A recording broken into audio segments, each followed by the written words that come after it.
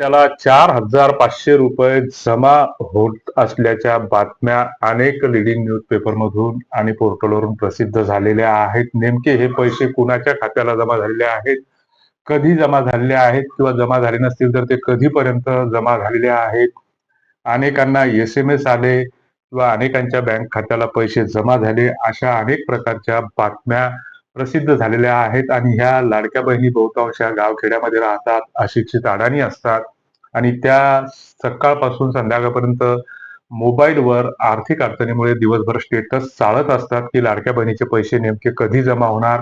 आणि ज्यावेळेस अशा बातम्या पाहिल्या जातात आणि प्रत्यक्ष खात्यामध्ये पाहणी केली जाते तर त्यावेळेस त्या खात्यामध्ये तसे पैसे दिसून येत नाहीत, जुनच असलेलं बॅलन्स दिसते.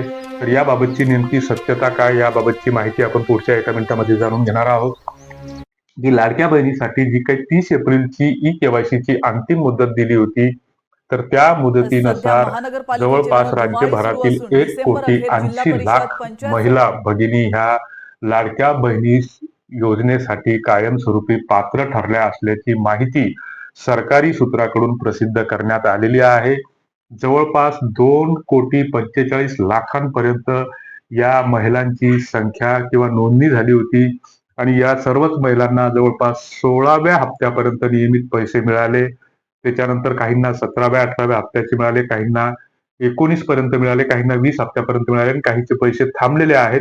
मात्र लाडक्या बहिणीच्या पोर्टलवर किंवा वेबसाईटवर अशी कुठलीही सुविधा उपलब्ध नाही की लाडकी बहीण ही स्वतःच्या अकाउंटचं स्टेटस पाहू शकेल किंवा आधार केवायसी करून सुद्धा सिडिंगवरही काही लाडक्या बहिणीचे पैसे कळत आले नाही. नाही. याच्यामध्ये नेमके पैसे मग काय कशामुळे केलं अडकले, पाहिजे? कुठल्या खात्याला गेले, डीबीटी व्हिडिओ अंतर्गत शेवटपर्यंत कुठलं पहा. खातं लिंक आहे, ह्या गोष्टी वास्तविक सरकारने त्या पोर्टलवर अपडेट करायला पाहिजे. मात्र सरकारकडून तसं केलं जात नाही.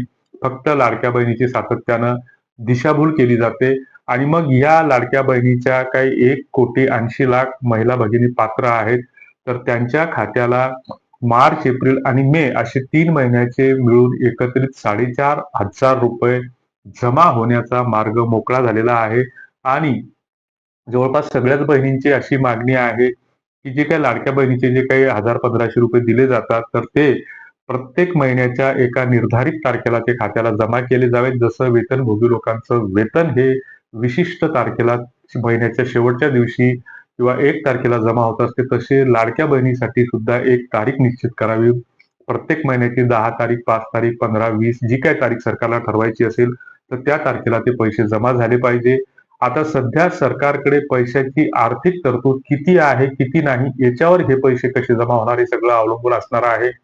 वित्त विभागाकडून हिरवी झेंडी भेटली म्हणजे एकतर सरकारकडे तेवढ्या पैशाची तरतूद नसेल तर मार्च महिन्याचा हप्ता पहिल्या टप्प्यामध्ये जमा केला जाईल, दुसऱ्या टप्प्यामध्ये एप्रिल महिन्याचा हप्ता जमा केला जाईल आणि जर सरकारकडे अधिक आर्थिक पैशाची तरतूद असेल तर मार्च, एप्रिल आणि मे या 3ही महिन्याचे पैसे एकत्रित जमा केले जातील. आता जवळपास मे महिना हा अर्ध्यापेक्षा जास्त आता संपत आलेला आहे आणि अशा स्थितीमध्ये हे पैसे 3ही महिन्याचे एकत्रित जमा होण्याची शक्यता निर्माण झालेली आहे.